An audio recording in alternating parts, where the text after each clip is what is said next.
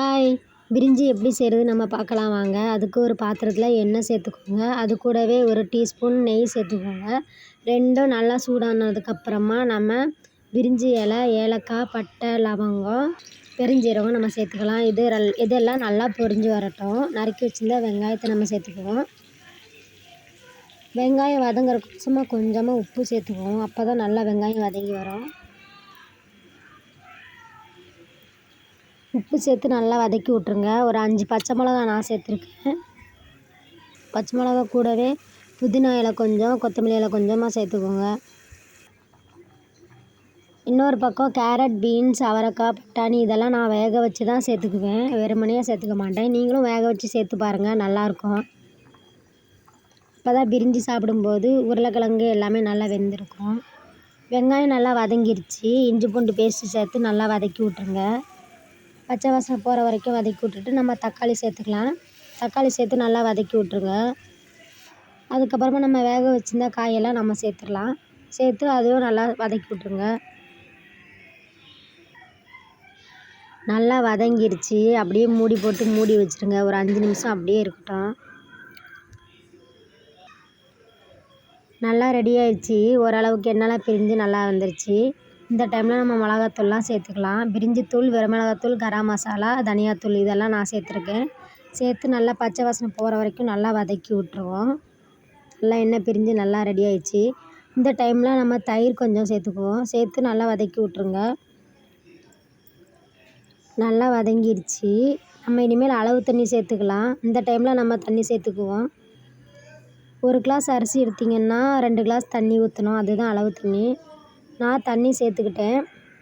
இந்த டைமில் நம்ம உப்பு, காரம் எல்லாமே நம்ம செக் பண்ணிக்கணும். இதுக்கப்புறமா நம்ம அரிசி போட்டதுக்கப்புறமா உப்பு எதுவுமே சேர்க்கக்கூடாது. மூடி வச்சுருங்க. 4 கொதி வரட்டும். அதுக்கப்புறமா நம்ம அரிசியெல்லாம் சேர்த்துக்கலாம். நல்லா கொதிக்க ஆரம்பிச்சிருச்சு. இந்த டைமில் நம்ம லெமன் ஜூஸ் கொஞ்சமாக சேர்த்துக்குவோம். சேர்த்து கிண்டி விட்ருங்க.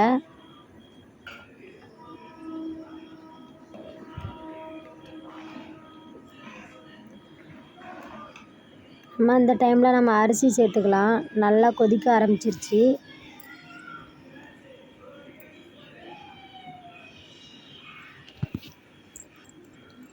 எனக்கு கொஞ்சமாக உப்பு இல்லாத மாதிரி இருந்துச்சு. கொஞ்சம் உப்பு சேர்த்துக்குவோம்.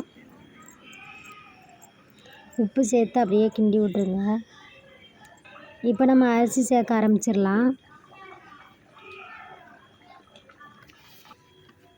அரிசி சேர்த்துட்டு ரொம்ப கிண்டக்கூடாது. ஒரு 2 கிண்டு மட்டும் கிண்டிட்டு அப்படியே விட்ருங்க. ரொம்ப கிண்டினீங்கன்னா அரிசியெல்லாம் உடஞ்சிரும். இதுக்கப்புறம் காரம் எதுவுமே சேர்க்கக்கூடாது நம்ம. அப்படியே தண்ணி நல்லா ட்ரை ஆகி வரட்டும். அது வரையும் அப்படியே விட்டுருங்க. ட்ரை ஆன பிறகு நம்ம தம் போட்டுக்கலாம். நல்லா கொதிக்கட்டும். கொதித்து தண்ணியெல்லாம் நல்லா ட்ரை ஆயிரும். இப்போ தம் போட ரெடி ஆயிடுச்சு. நம்ம இந்த டைமில் தம் போடலாம். மேலே லைட்டாக கொத்தமல்லி இலை, புதினா இலையும் கொஞ்சமாக தூவி தம் போட்டுடலாம் நம்ம.